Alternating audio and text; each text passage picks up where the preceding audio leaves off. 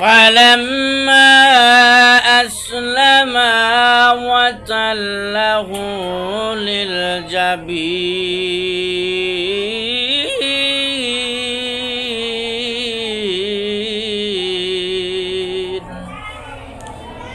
আল্লাহর নবী হযরত ইব্রাহিম আলাইহিস সালাতু ওয়াস সালাম ছেলে ইসমাঈলকে জমিনের মধ্যে কাজ করে শুয়াইয়া ওয়াতাল্লাহু লিল জাবিন জবাই করে দিবে।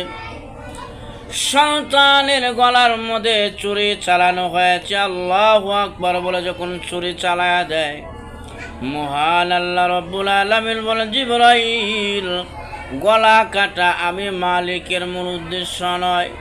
আমার উদ্দেশ্য হইল ইব্রাহিম নবীকে পরীক্ষা করা। তার ভিতরে ছেলের মহাব্বত বেশি না আমি আল্লাহর আদেশ, আমি আল্লাহর মহাব্বত বেশি। ইসমাইল নবী যেহেতু ছুরি চালায়া দিছেন, পরীক্ষা হয়ে গেছে। রে জিবরাইল যাও জান্নাত থেকে জান্নাতি দুম্বা নিয়া ইব্রাহিম নবীর ছুরির নিচে তুলে ধর, ইসমাইল নবীকে সরাইয়া দাও। ইব্রাহিম আলাইহিস সালাম ছুরি দিয়ে যখন নাকি ইসমাইল নবীর গলার মধ্যে ছুরি চালাইতেছে, হঠাৎ করে গলা কেটে গেল। ইব্রাহিম নবী মালিকের প্রশংসা করলেন, ওয়ালিল্লাহিল হামদ, আল্লাহর প্রশংসা করলেন। তাকায়া দেখে রে সন্তানের গলা না কেটে জান্নাতি দুম্বা জবাই হয়ে গেছে।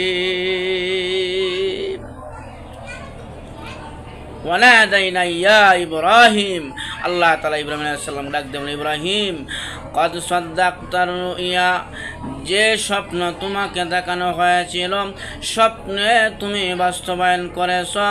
কদ সাদ্দাকতার রুইয়া ইন্না কাযালিকা নাজজিল মুহসিনিন,